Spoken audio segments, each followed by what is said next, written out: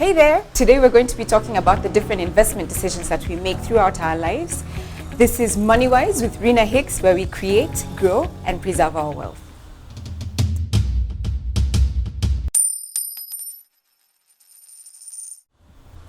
So some time ago, a friend of mine shared with me a story about a man who was, at the time they were sharing the story, 65 years old.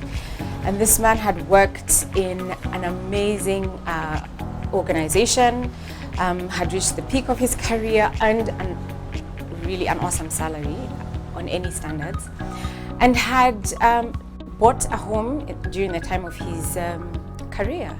And he bought a home in a nice, beautiful suburb, huge, massive home, took his kids to the best international schools that were available at the time.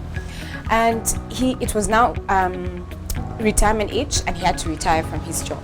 So he retired and got his retirement package and left. Now, with the money that he got from his retirement from the office, he actually spent some of it paying off the debt or the mortgage for the house, because he hadn't finished paying. He'd been paying for this house over quite a number of years, I think 20 or so years. And so he needed to finish the mortgage so that then he could carry on with his retirement. And so he did.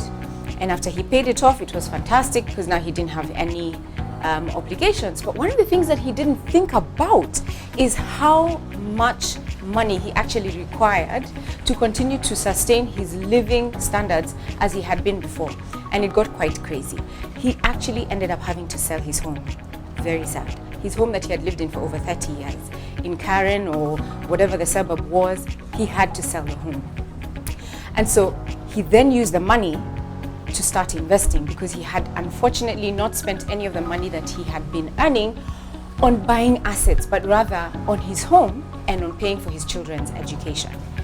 And I think at 65, that's when you start to kind of spend and gift people, as opposed to starting to invest at that stage.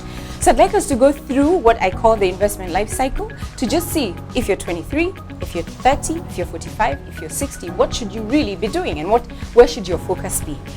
I'll show you in just a minute. So generally there are three phases. The first phase is an accumulation phase. This is where you spend your time, energy, effort on trying to accumulate as much as you can where assets are concerned.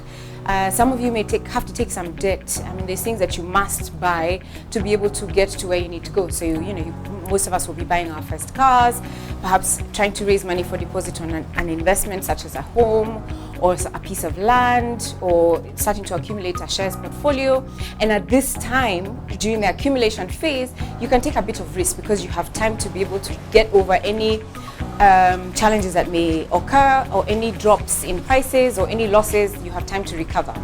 Then the second phase is a consolidation phase, and this would typically happen between the age of 45 to 60. So your accumulation phase is from about, say, 20 to about 45, and then from 45 to about 60, 65 is when you're consolidating what you have. You don't have the ability to take on as much risk as you could before, because during this phase you're trying to save for your child's education, you're thinking about retirement, you're thinking about your mortgage and how you could pay it off as quickly as possible, and other such like goals. And so your aim is, to consolidate what you have. Your risk profile in terms of the kind of investments you choose during this period of time would be less risky than your accumulation phase. And then there's the spending phase, which is over 60 or after retirement, or up over 70, where you spend your time paying for medical bills, you're spending on holidays, you're spending on your children and your grandchildren, because you just have spent money, spent time accumulating all this money, and now it's time to start giving and enjoying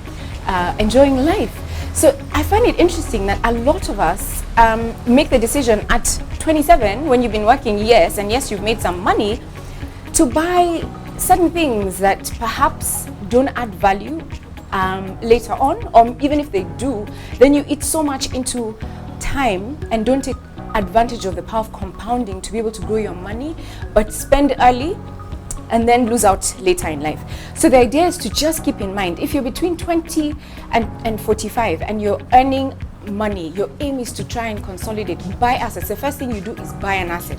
you need to automate this money and say that 20%, 10%, whatever you can afford, goes straight into an account where you're able to then now invest in something. If you're 45 to 60, 65, you're consolidating. So you're still investing, but you're now trying to put these assets together, trying to continue to build on them, and then so that your spending phase, you can spend on the cruise somewhere or buying whatever car or home or, you know, all the different dreams that you have, you're able to do. So let's not mix this up so that we're able to enjoy our lives. I mean, you don't know how long you're going to live for. So if you spend everything by the time you're 60, 65, and you live till 90, then, you know, you get into trouble.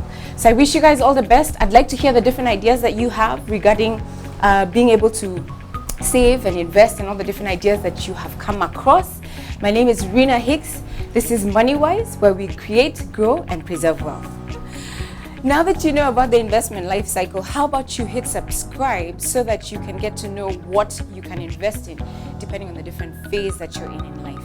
I look forward to speaking with you again on this subject and giving you a bit more detail. So please remember to subscribe.